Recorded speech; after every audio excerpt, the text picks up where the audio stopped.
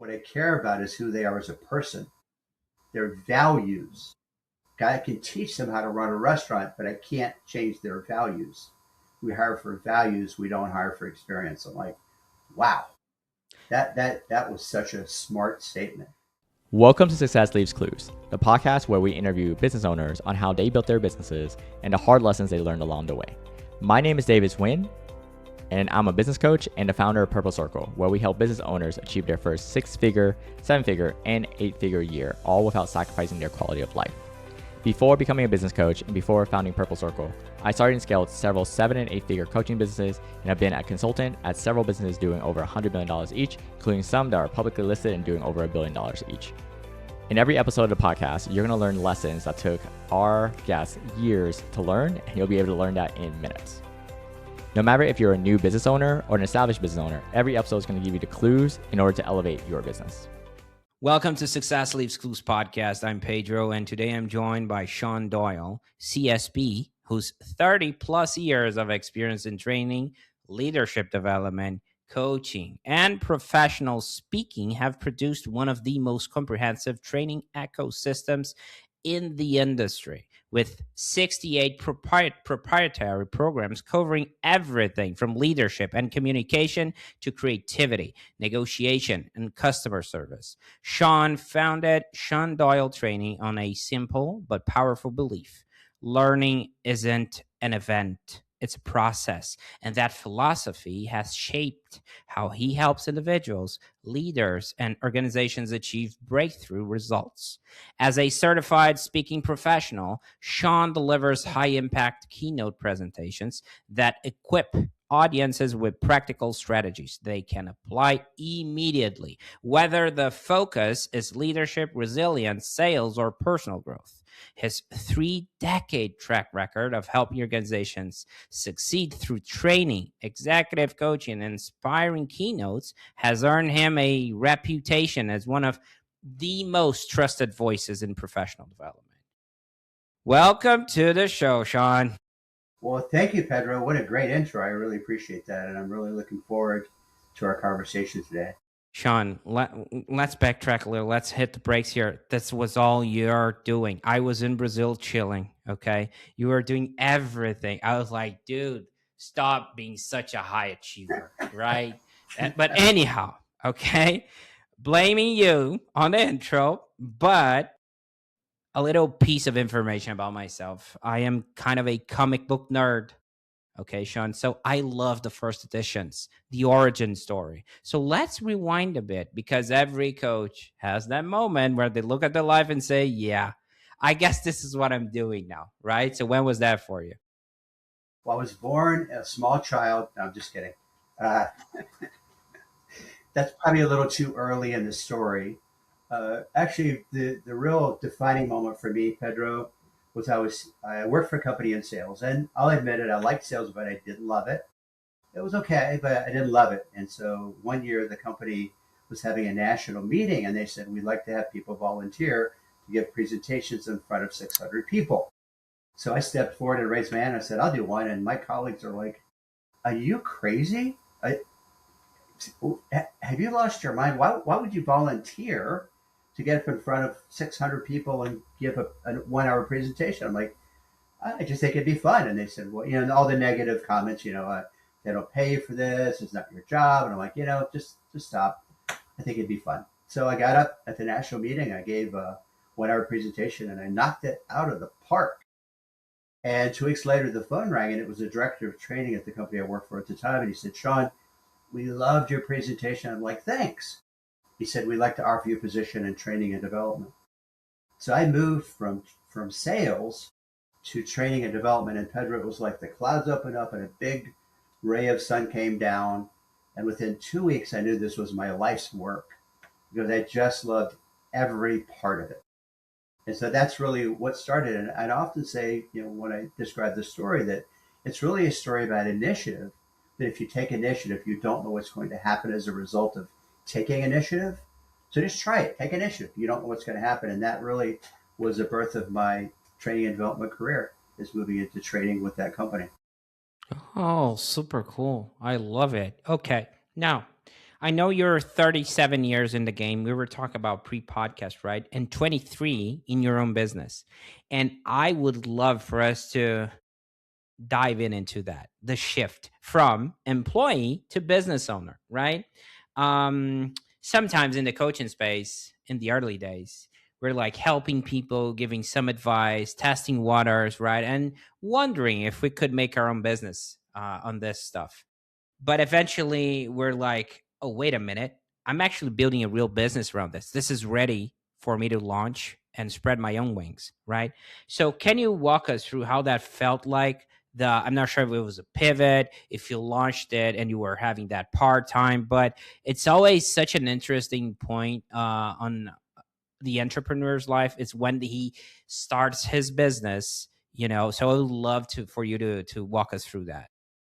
Well, first of all, I was very fortunate because when I was in corporate America at Comcast, I had the greatest leader ever reported to. And he asked me every year, what's your goal? And I trusted him so much that when we got to the later years, I said, I want to be a professional speaker. He said, I will help you get ready for that. Now imagine a boss helping you get ready to leave. I mean, that's just an incredible thing, but that's the kind of boss that he was. And so I actually started writing my first book when I was still at Comcast. So when I left Comcast, the reason I left Comcast is I loved it. So those of you outside of the States, Comcast is the largest cable company in America and now owns everything. They own movie studios and TV networks and amusement parks, all sorts of stuff. But at the time, they were the largest cable company in America. So I left there simply because I felt like I'd done all that I could do. And so I said, I want to take what I've done at Comcast and I want to do that for the rest of the world. But my first book, called Jumpstart Your Motivation, actually was released. I left Comcast in June and it was published in August. So people are like, how did you do that so quickly? I'm like, I was preparing in advance. So my advice would be for those listening that don't wait until you leave to start before you leave. So build the foundation. So obviously I had credibility being a vice president of learning and development at a big, huge corporation and the co-founder of a corporate university. But as soon as I started my company, a book came out, and I think a book gives you tremendous credibility. And so that first book came out, and people are like, how did you do that? So that was number one, was the book. And number two was I took advice from a lot of people, and some people said, the best way to start is to contact everybody that you know and say, hey, I don't know if you know this or not, but I'm now on my own. I've started my own company. And as a result of several of those calls, lots of people said, well, could you do training for us? Could you do coaching for us? Could you do this for us? So a lot of the calls from people that I already knew that liked and trusted me said, yeah, we it's funny that you called. We need a leadership development program. Do you have one? Of course I do. And so that's how I started, was one, with the book, and two, just contacting my network of all people that I knew that already liked and trusted me and knew what I could do. Hmm. So it sounds like we're pretty ready. Where you were ready to launch. It was like you hit a ceiling at Comcast and like, what's my next move? Great that you have a leader that helped you, with your goal. That is like, I think that is very important as a reminder.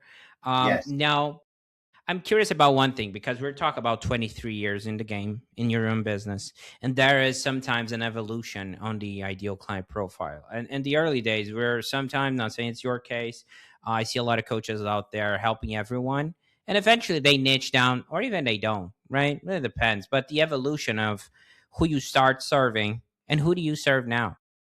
That's probably, in my opinion, the $100 question, the $1,000 question, the $1,000,000 question, right? I think a lot of times when I talk to people, because I coach not only uh, executives in corporate America, but also coach entrepreneurs who are founders, and they've started a company and they've gotten it to 5 million, 10 million, but they want to get to 30 million. That's where I come in. I help them get to the next level because they're great founders, but they don't know how to lead. They're great founders, but they don't know how to grow a company and manage a culture. So our evolution was, we used to say, we want to work with big companies like the Comcast and the Disneys and IBMs. And we have worked for all those companies. But what we soon realized was the reality was our ideal customer profile, so people call it an ICP, right? Ideal customer profile, is not the size of the company, but the mindset of the leader. And what I mean by that is we had to identify, is the leader of that company willing to invest in the development of their folks in order to get the results of profit, sales, and revenue. We've met many leaders who do not invest in their employee development, and they're successful almost despite themselves. But the ones that we really love working with are people to go, I know that if I invest in my folks, that we're going to increase productivity, we're going to increase retention, we're going to increase revenue, we're going to increase sales. Those are the folks we're looking for, is the mindset of the senior leadership that's willing to invest in the development of their. That is so interesting. Like I always think about it's almost like a filter for behavior, right? And Yes, I'm also thinking out loud right now. It's when you have those type of people that they seem on the outside that they're investing, that they're willing to invest, but when it comes down when it comes down to really do the work, they don't. Like for example, having a business and you have that beautiful frame in the background with your mission, your values, but in reality nothing of that really happens. So it's not just about looking like you're playing a part. It's about really doing the thing, as it sounds like, right? that's exactly right. For example, we have a comprehensive leadership development program called Jumpstart Your Leadership. And one of the parts of Jumpstart Your Leadership is looking at mission, vision, and values. I've got 20 leaders in the room or 30 leaders in the room. I'm like, okay, got the plaque up there on the wall. We know what it says, but how does that operationalize? You're like, well, what do you mean? I'm like, well, it's very fancy on a plaque, but how does that impact how you operate your business? How does that impact how people do their work, yearly, quarterly, weekly, daily? Is it operationalized? And the answer often is, uh, what? There is no opera, it's on the wall, but it's not turned into action. It's not executed into tangible steps. And so I think that's critically important. Oh my God, you're hitting a nerve here, Sean. Take it easy. It's like sometimes in the coaching space, I see people. I want to impact like their mission, whatever. I want to impact 100,000 people. My follow up question tends to be, okay, when was the last time you guys brought that to a meeting? Where's the counter, right? How do you measure that? And is this like where you're at with that? Because it's so interesting that you brought up and something like your mission or whatever and or the vision even, and you're like not doing anything about that on a day-to-day basis, right? Isn't that wild? It's crazy. I've traveled all over the country doing training programs on leadership and many other topics, but on leadership particularly. I always ask this question: do you guys have a mission and vision statement? Yes, we do. And of course, you know what my next question is. What is it?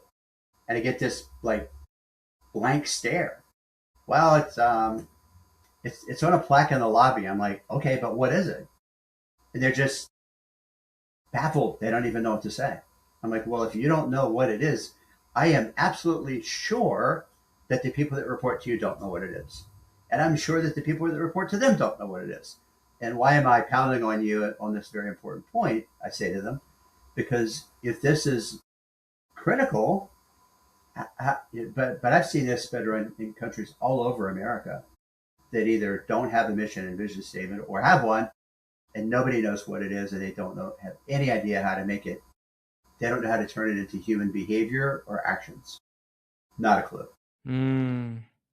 That is so true. And then because that's the thing, it feels like it's backwards because yeah, you want to generate revenue. That's obvious. But generating revenue means to an end. You need to have a purpose. If you don't have a purpose, now you're talking about culture, you're talking about fit, and people in the top level, they don't know what the mission or the values are. I mean, that's a main problem, right? When I interview, I should be interviewing to the culture. I should be interviewing to the mission. I should be interviewing to the purpose. But if that's not part of the fabric of your culture, you're not interviewing for those qualities because, Trick Cathy, who's pretty famous here in the U.S., who's the founder of Chick-fil-A, Hmm. very famous chicken restaurant chain, the most profitable and the most revenue of any fast food chain in America, once said, I don't care about if somebody has experience running a chicken restaurant. What I care about is who they are as a person, their values, I can teach them how to run a restaurant, but I can't change their values. We hire for values. We don't hire for experience. I'm like, wow, that was such a smart statement on his part. But at the same time, so basic, right? It's just like you want to connect with people that are actually cool, man. It's just not like, are they decent? Like, do they have values? It's not just about numbers. And then they wonder why they have so much turnover, why their culture sucks, why people are getting, burned out. I mean, no wonder why. They're just chasing numbers. They have no purpose, right? Exactly. Mm, Chick-fil-A is very, very imbued with their purpose and their mission. love that. Everybody knows it there. Okay, I love. Loses. I bought one, but I'm having this problem. I bought a new one, but moving forward, okay. Um, love that. Now let's do a little bit of a game of pretend. Okay, Shawn. Let's pretend I'm your ICP, your ideal client profile. Okay, I am one of those leaders, executives in corporate, but I do have that behavior thing. I want to improve myself. I want to improve the people under me on the business and all that. So I am. Some people would say coachable. Okay. That's Uh, a good quality. okay. Now, let's say, first of all, how would I be able to find you, right? Marketing wise in your business? Well, there's a lot of different ways that our clients find us. One is obviously through my books. I have 24 published books. Often people read my book and they contact us. We have social media. We have a YouTube channel. And also a lot of clients refer us to other clients. Or somebody is at company A and they leave and go to company B and they go, hey, 4 years ago you spoke at our national meeting. I'd love for you to come and work with me at my company I'm at now. So we have a lot of people who move around and they kind of take us with them, which is great. And those are probably the main ways that we find clients that are attracted to our message and our methodologies. Okay. So I'm still in that game. I'm still pretending I'm your ICP. Okay. And let's say I read one of your books. I was referred to work with you, or even looked at social media, one of your speaking gigs. And I'm like, dude, Shawn is so cool. His business is cool. I want to work with them. Right. I reach out and I'm like, hey, I want to work with you. Let's say there is alignment. We can speed up the sales process a little bit or not. Really depends on you. But what I really want to know is like structure wise first, like how does it look like to work with you? If I'm wondering, if someone listening is wondering how does it look like, a little peek behind the curtain, right? And the outcomes they can expect. Well, we have something called the Power 5 RX system. And it's 5 steps, but the first step, which is the most important, is diagnosis. So let's say somebody calls and they say, we'd love for you to come and speak at our regional meeting on a certain topic. I'm like, okay, that's great, but can we back up? Let's do a diagnostic because I'm not sure that that's exactly what you need. It may or may not be what you need, but let's do a diagnosis because they're coming to me with saying, here's a prescription. And I'm like, but we haven't really done a diagnosis. Maybe there's a better way or a different way. And so we are very big on diagnostics through a discovery meeting, right, via Zoom or on the phone to say, well, what's the issue? What's the problem? What's the situation? Is it solvable with training? Is it solvable with consulting? Is it solvable with the keynote? Is it solvable with executive coaching? And so I kind of back up and say, let's do a diagnostic because I may have, and we have a whole suite of solutions. Mm. So maybe there's a better solution. And I often say that training is not an event, it's a process. And I think the big mistake that companies make, in my opinion, based on 30 plus years of experience, is I'll give you an example. So a client calls from Chicago and they go, we're having our national meeting and we want you to come in and talk about team building. I'm like, okay, so what's the problem? Well, they don't feel like a team. I'm like, let's do a call. So after a whole bunch of questions, they say, well, they don't feel like a team because there's 30 different offices spread out across the United States. I'm like, so they're never together. I'm like, well, that would probably be one reason. But let me do this. Let me interview a bunch of those offices before I commit to doing anything. Let me interview a bunch of those offices. We'll come to find out. Guess what? All of them, this is shocking, had different mission and vision statements. All of them. So I called back the client. We have another meeting. I'm like, well, I've discovered the main problem. There is no one mission. There's 30 of them. And so I gave them a diagnostic and said, I believe you should do the following: this, and this. One of the elements will be me speaking at your meeting, but I think there should be a pre-assignment, an article, an assignment, or this, a post-assignment, a webinar. So rather than just doing a singular event, I helped them design a process that took like 18 months for them to start to feel like a team. And that really worked extremely well. But too often we go, okay, 3 hours and the problem is solved. Check.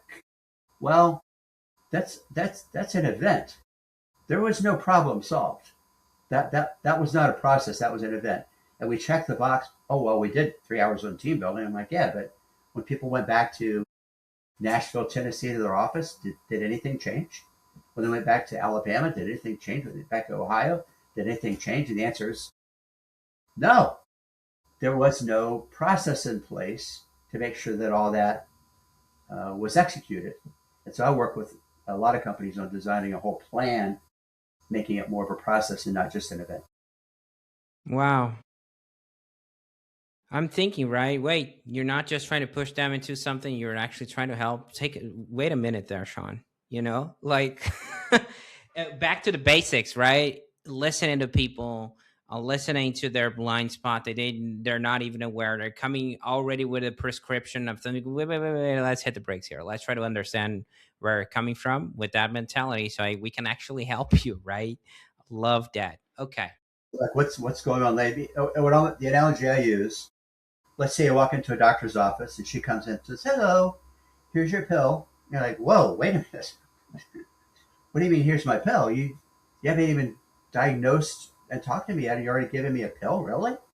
That would be malpractice. So I think doing training without diagnostic is kind of a form of malpractice. I'm going to counter on that analogy. I think for your specific situation, it's like they're going to the doctor's office and they're saying, hey, I broke my foot. My foot is broke. And you're like, okay, not really. You're going to do it. What you're going to say is like, we're going to have an x-ray right now. Okay. Maybe it's sprained. Maybe it's not broken. Exactly. They're coming into your office saying, hey, I need X, Y, and Z. Yeah, totally. Right. Yeah. Okay. Love that. Now, that's one thing that I wanted to ask, right? Because I am a business graduate. I'm from Brazil. And what I learn most of the time, problem is at the top level, leadership, right? I might be off here, but I wonder if you had any clients that hired you and they're like, Shawn, those guys can't perform. They're blah, blah, blah. I need help with my team. And then you join the ranks. You're doing your diagnose stuff. And you're like coming to the conclusion, the problem is not the team. The problem is the paying customer who was blaming everyone else. Okay? It's the leadership. I understand you're like been long enough in the game so you can navigate those conversations today easily with them. But how did that look like when you started, right? For coaches that need to navigate that, is it hard? Can you give me some examples? Well, I always say to my clients, because I do a lot of executive coaching, both for entrepreneurs and for corporate, I always say to them, the one thing that I promise, well, there's two things that I promise. One is I'll be completely honest with you. Now, I may say things you don't want to hear, but I will be honest with you. That's number one. Number two, let's look at some objective data. So in other words, let's say a company says, well, we have a leadership issue. Our leaders are struggling. I'm like, well, why is that? So we need to do assessments and other, look at other things to diagnose what it is. So I say that number one, if I'm coaching you, for example, almost every single person we put through executive coaching takes at least 2 or 3 different assessments, a 360, and then we have over 40 different assessments that they can take. Maybe they do an assessment on emotional intelligence. So like, well, so I go to coach someone and they go, well, I need to work on this. I'm like, well, let's find out what you really need to work on. And so through assessments that are objective data, we can find out what their strengths are. Very important to identify the strengths so they can continue doing them, right? And also what they need to work on, how they need to improve. And then we develop an action plan for each one of those items of improvement. And so we use objective data plus conversation plus interviews to determine what the real need is. And, you know, sometimes I have to tell an executive, well, we have the 360 here. And Guess what, buddy? the overwhelming feedback, both numerically and in writing, was that you seem to be arrogant. And they go, well, I'm not arrogant. I understand that. And it doesn't even matter whether you're arrogant or not. What matters is how do people perceive you. So what we need to do is change the perception, because the perception is not serving you. Remember, I told you I'd be honest with you, right? So the perception of arrogance is what matters. So what behaviors can you change to change the perception of arrogance? Because arrogance is not helping you. And it's amazing what happens when people identify specific actions they can take. And it could be something simple like, when you're in a meeting, don't be the first one to speak. Ask questions, let everybody else speak first. Then give your opinion. Now people say, he's not arrogant at all. Only because he or she gave people a chance to speak. So just by pulling one little lever, everything changes in terms of perception, which is pretty amazing. But it's data driven. It's not just somebody's opinion. Like, well, I think I need to work on this. I'm like, well, let's find out what you really need to work on. And let's give you specific tools and techniques to fix whatever that is to help you get to the next level. And they love it because they get, almost all of our clients get promoted. They grow. The entrepreneurs, we have one entrepreneur who's increased their revenue tenfold in 1 year just through our coaching. Tenfold in 1 year. Okay. That's so exciting. Yeah, it is.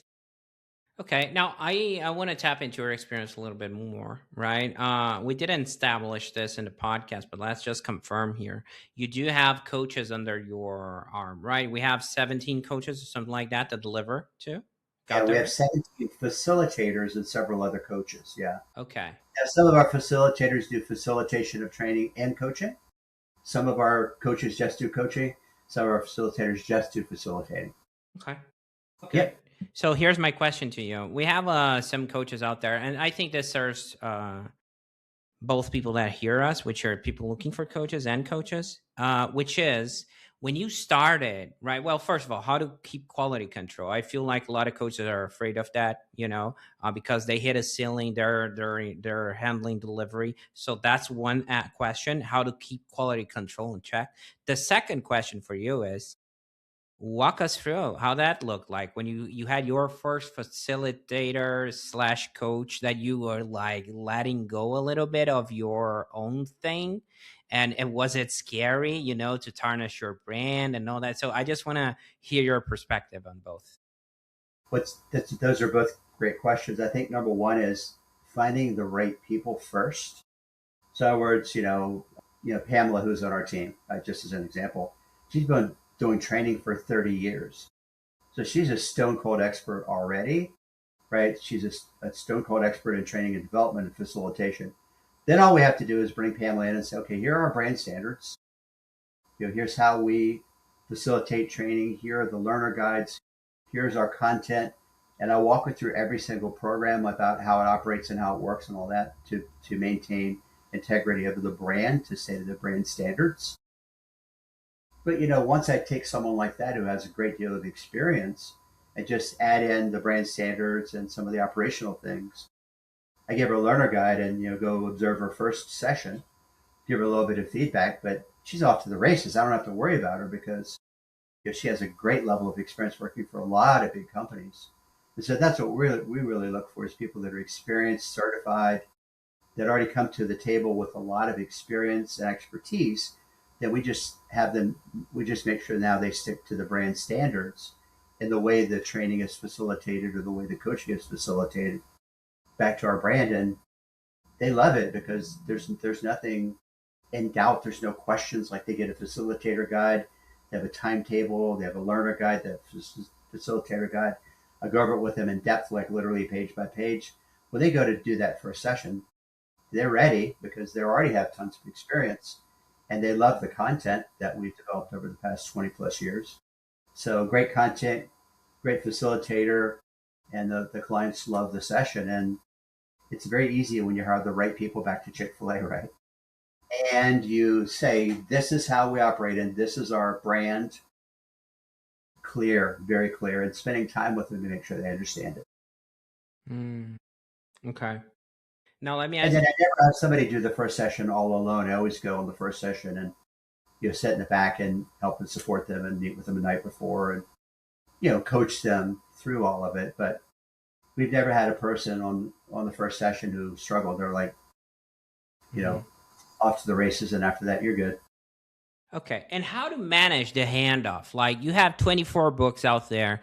They want to talk with the author. They want to talk with Shawn, but Shawn has only 24 hours in a day. There is business I know, development. darn it. There is sleeping, having fun, having a life, right? I know. So how do you manage that it's almost like how do you manage the handoff so they can trust the process and not just you?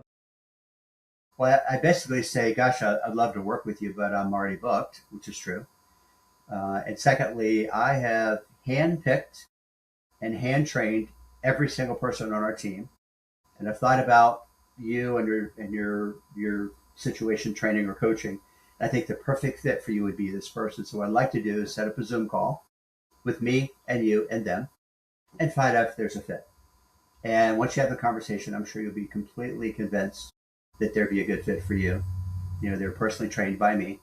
And once we have that conversation, they don't have any doubt and we're good. But it's really a matter of letting them know that they were trained by me, certified by me, coached by me, and our standards and for the quality. And often they'll call in and go, well, can Pamela come back? I'm like, wow, they forgot about Shawn. That's good though, right? Like they'll request that facilitator over and over because now the facilitator knows their culture, they understand their company, they know what happened before, so then they can go back again and again and again. It's just that initial reaction of, well, I want Shawn, right? Well, there's only, like you said, there's only so many days in a week.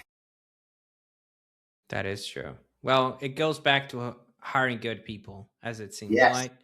And also the handoff needs to be a little bit tactical on leveraging them, right? Their skills. Because yes. at the end of the day, I love you, Shawn, but if they're like doing delivery 24/7, they're gonna be very good at it, right? If you're doing a lot of things, it's like it's the harsh truth. Like people get good if they're very focused. So that's not even a lie, right? Myself, I've done 4,000 presentations in my career.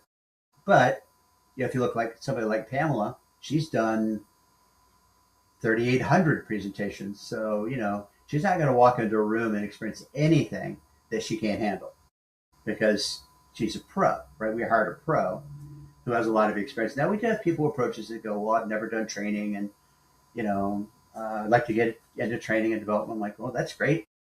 But we need you to get some experience first and, then come back and talk to us after you've had, at least 10 years of experience training and facilitating. Got it. Because again, it's very important to our brand that the person has a lot of experience. Okay. Now, shifting gears for a second, right? We'd love to understand your point of view about future for your business, right? I'm curious where you're taking all this. Looking at, where do you see the business going? Are we thinking about scaling, hiring even more people? Is there a next step you're excited about? Yeah, we're excited about building an empire. And sometimes people chuckle when I say that. But I'm like, am I laughing right now when I say that, building an empire? Right now, I'm like, we really would love to build an empire where we can affect people across the world. So we can see, you know, with our training programs, having 50 facilitators in the future. We can see having affiliates in other countries, that are facilitating our programs. I already have 24 books. I'm working on book number 25. We also have built the first online program called Presentation Power: How to Present with Power, Authority, and Credibility. And we also see that in the future, not only will people be able to experience live training, executive coaching, me doing a keynote, but also to be able to go to our website and click and take an online program, of me or one of my facilitators doing like for example, Presentation Power has 12 modules, like everything you need to know about presenting effectively. So you can just click on it, pay a very modest fee and actually be exposed to me Mm-hmm. through 12 modules on how to become a great presenter. And so we see that as a big future opportunity. We could have 20 or 30 or 40 programs on our website where people can experience us through our books, through our online programs, through executive coaching, training, or speaking, or through some of our other offices around the world. Again, spreading the messages and the techniques and tools that we've developed over the past 20 plus years. Interesting. Exciting as well. Okay. Very. Yeah, Empire. I love that. Okay. Why not, right? Right on. Well, dreaming big and small cost the same, right? Like, why not dream big? There's no reason why not to. I love that. Okay. Yeah, it's funny, Pedro, because when I coach entrepreneurs and ask them what their goal is, for the year, like, well, I want to get to 250, and I'm like, 250? What 250? What are you talking about? Like, why? I think you could do 1 million, 1.5 million, and they kind of sit back in their chair and they're like, oh, well, we have one of our clients right now I've been working with for 2 months, and he's already said they're going to get to 1.2 million this year. It's just a mindset change, right? Like you said, you can do the same work, but if you're going to work that hard, why would you aim for 250 when you should aim for 1.2? And I'm like, in 3 years, you're going to be at 4 or 5 million, and you and your wife are going to be sitting on the beach while your team's generating revenue when you're on vacation. Oh my God. I thought she left me. I thought she left me for a second, Shawn. I'm still here. We're talking about our wife. I know, we're on the beach. Yeah. Well, at least someone's having fun. No, I'm just kidding. Okay. Interesting. I love the Empire. I'm right there with you. But I want to know a little bit more about something like whenever we're aiming towards the next chapter, we're talking about an empire here. There's always something we're refining in the present, right? So what are you currently trying to improve or tighten up in your business? I think it's a matter of maximizing my time. I'm in a position where there's a lot of different things I could be doing. I could be coaching, I could be training, I could be speaking. So literally every week, my team and I sit down and go through, okay, what am I doing? What's my COO doing? What's my office manager doing? What are all of our folks doing? Because I need to be super careful about how I spend my time to get the maximum result possible. There's things that I like to do, but I shouldn't do. I mean, should I be creating a PowerPoint deck? The content, yes, but the actual deck itself, absolutely not. Number one, it's a waste of my time. Number two, there's people that do much more beautiful PowerPoint decks than I do, right? So if I'm doing a webinar and I need a PowerPoint deck, I'll give them the black and white content, and then I give it to an expert, and she makes these gorgeous PowerPoint decks. Well, that's much more valuable use of her time and my time rather than me doing it. And she's better at it. And so I think folks that are entrepreneurs or have your own business, I want you to think about what should you delegate. Number one, to get it off of your plate so you can concentrate on things that are more valuable. But number two, probably the person you delegate it to could do it better than you, right? A person that does PowerPoint and learner guides, yeah, okay, I could get on Canva and create a learner guide, and I could get a PowerPoint. I'm really proficient in PowerPoint, but it makes no sense for me to do it. But somebody could do it better, and I could be doing something that would be more significant to the growth of our business. Right. So two things, right, come up to my mind. First of all, the word leverage, right? Yes. So that's Yes. one thing. It's like pulling the right lever. So Yes. being intentional, understanding what's next, what's the next move. Second thing is like, I feel very important. Okay, because you're spending your time with me, so I'm using my executive hoodie. And the third thing is the consultant, right? The time audit. That's a time audit. I was at Ernest and Young here in Brazil. That's a classic one. So that's one of the first things we did. Funny, interesting, love that. And I think the most important thing I can do today is interviewing with you. Okay, whoa, take it easy, Shawn. I'm gonna get emotional here. Okay, back off a little. There you go. Now, Shawn. Exposure, right? I mean, yeah. how can I get exposure? Well, one of the best ways to get exposure is being on shows like yours, where it's going to go out to the world and people will see me and go, oh, right. Right. That's the best way to spend my time today. I love that. Okay. Now let's do a little bit of game of a little bit of a sci-fi here, real quick. Okay. I wanna pretend we have a time machine in front of us, Shawn.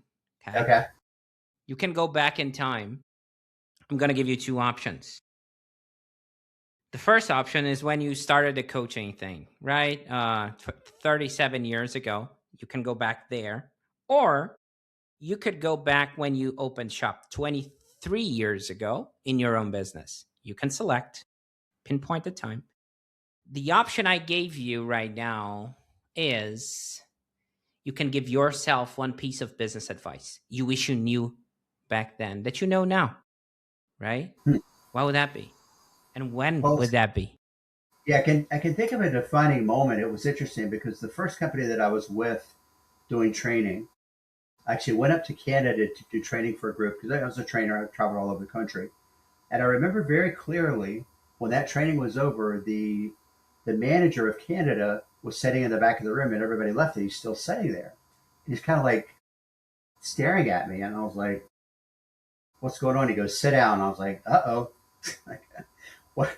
Did he not like the training? Like, what's going on? And he goes, I want to talk to you. I'm like, okay, what is it? And he goes, why are you here? I'm like, what do you mean? He goes, why are you here? I'm like, because you asked me to come to do training in Canada.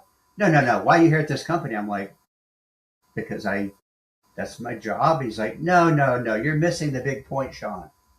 I'm like, I guess I am. What is it? And he goes, you are meant to be on a bigger stage.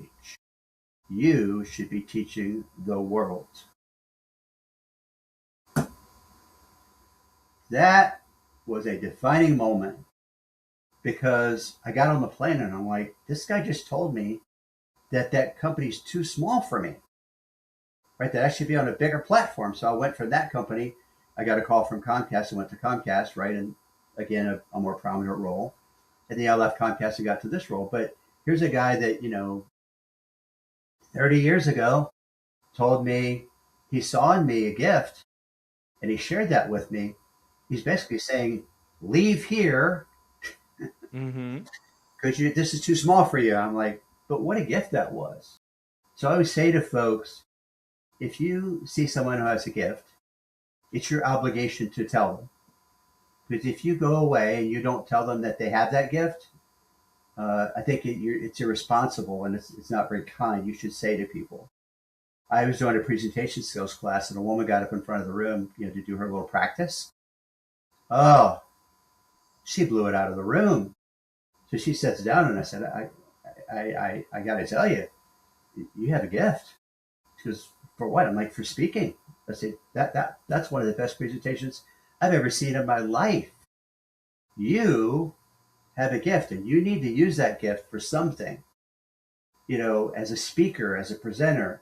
So on the break, she came over and said, well, can I talk to you? I'm like, sure. She said, you're freaking me out right now with that advice. I'm like, I'm just telling you. I never say that. I've never said to anybody, you have a gift for presenting like you have. Just what do I do with them? Like, you could be an evangelist. You could be this. We brainstormed. I said, but I'm just saying you're in this organization. You're not even doing training. You're not even doing speaking. This is a gift that you need to share with the world. And she went, and like her head was spinning.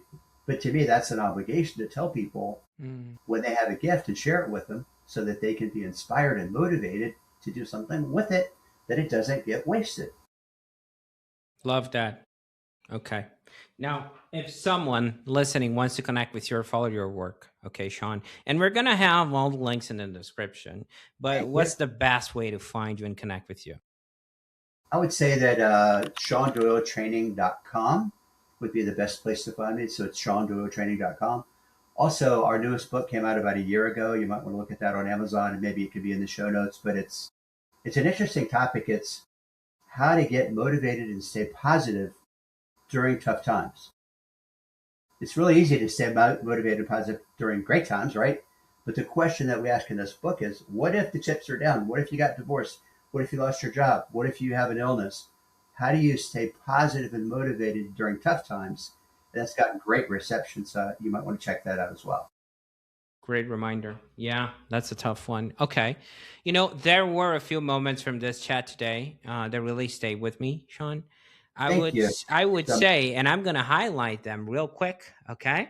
When you started your journey, when you started volunteering, right, to present to 600 people, and how taking initiative changed your entire path and your journey and all that, and that's also a reminder you carry for your own practice, right? That's something you preach because you've been there, done that, and you've seen the transformation. It can happen just by taking initiative, which is pretty simple, pretty basic at the end of that's the day.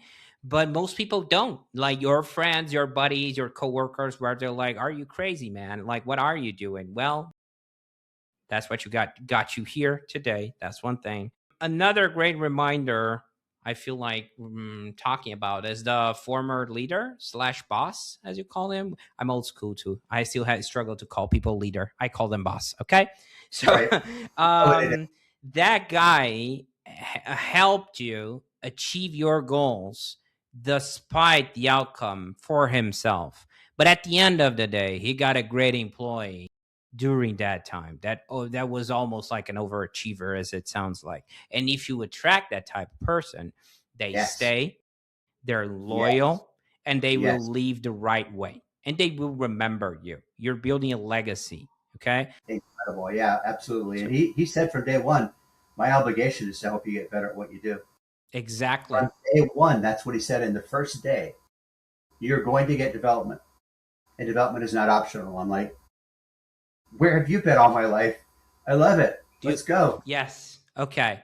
Last but not least, I would say the distinction you presented me between perception and reality, like how people are perceived as like arrogant, as in your example, but in reality, he may not be, but that doesn't really matter. What really matters is how people perceive you at the end of the day. So sometimes I see that happening a lot, right? Even coaches. I see coaches that are sometimes it feels like they're the best kept secret out there. I've seen people doing amazing pro bono work in the coaching space, and I've Yeah, seen people doing terrible work and charging 15K, 20K. So exactly. that's the thing. Sometimes you have people out there that are so good at what they do, but they're not being perceived as good because they're not. I don't know why. Maybe they're framing their work as worthless, even with them without them realizing it. It's a very complex answer to that question, but just the reminder itself, very powerful. So I appreciate you. Okay. Now, Shawn, this is just my long-winded way of saying that I appreciate what you do. I appreciate you being here and sharing so openly today. Okay. It was great having you on. Thank you so much. I appreciate being here. That's it for this episode. This episode, as well as this podcast, was brought to you by Purple Circle, where we help business owners elevate their business to 6, 7, and 8-figure years, all without burning out. If you're looking to grow your business, as well as get the time freedom that you are looking for, visit us at joinpurplecircle.com and see what we can do to help you and your business.